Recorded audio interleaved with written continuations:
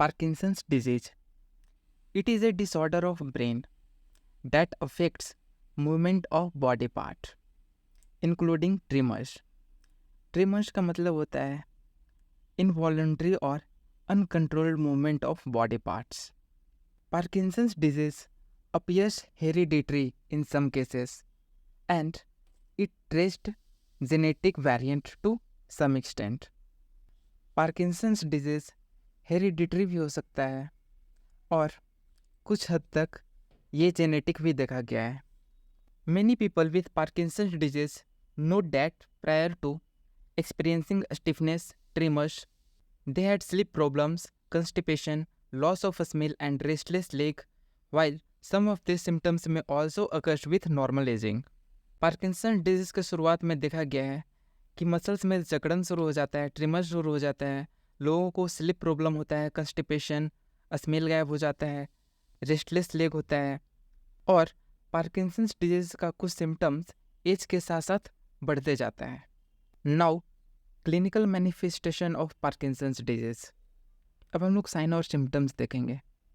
Parkinson's disease often start with a trimmers in one hand, arms, leg, jaw, and further causes slow movement, stiffness, loss of balance, difficulty in walking, fatigue, memory difficulty, depression, irregular blood pressure, urinary problem, difficulty in swallowing, chewing, and speaking, etc.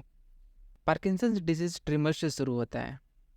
Trimmers में uncontrol movement होता है body part का और uncontrol movement hand का होने लगता है, arms का होता है, legs, jaw, and further causes slow movement. Slow movement को हम लोग ब्रैडिकाइनेसिया भी बोलते हैं.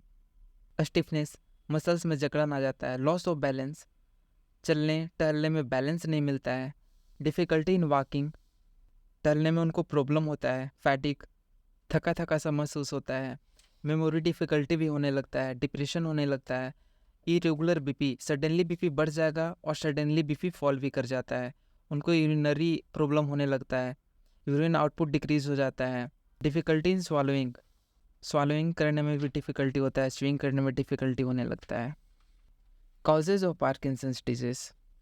It is caused by loss of nerve cell in the basal ganglia called substantia nigra. Basal ganglia is the part of brain that control movement. Nerve cell in the part of brain is responsible for producing a chemical called dopamine. Actually dopamine एक hormone है जो कि brain का एक part है, hypothalamus, उसके द्वारा secret किया जाता है. When the nerve cell become impaired or die, they produce less dopamine, which causes movement problem. जब हमारा नर्व सेल में कुछ प्रॉब्लम होने लगता है तब हमारा डोपामिन का सिक्रेशन घट जाता है और जैसे ही डोपामिन का सिक्रेशन घटता है तो मूवमेंट का प्रॉब्लम होने लग जाता है. Now we will talk about medication. अब हम लोग ट्रीटमेंट के बारे में बात करेंगे. पहला है dopamine agonist. It stimulate production of dopamine in the brain. Dopamine agonist जो है डोपामिन के सिक्रेशन को ब्रेन में बढ़ाता है और जो भी मेडिकेशन है ये डोपामिन के लेवल को इंक्रीज करता है ब्रेन में. सेकेंड मेडिसिन है amantadine. Amantadine help to reduce involuntary movement. Third, anticholinergic drugs. It reduce tremors and muscles rigidity. Anticholinergic drugs tremors reduce करता है और मसल्स रिजिडिटी को भी घटाता है. पार्किंसंस डिजीज अगर मेडिकेशन से भी कंट्रोल नहीं होता है तब हम लोग डीप ब्रेन स्टिमुलेशन देते हैं. अब हम लोग समझेंगे डीप ब्रेन स्टिमुलेशन क्या होता है.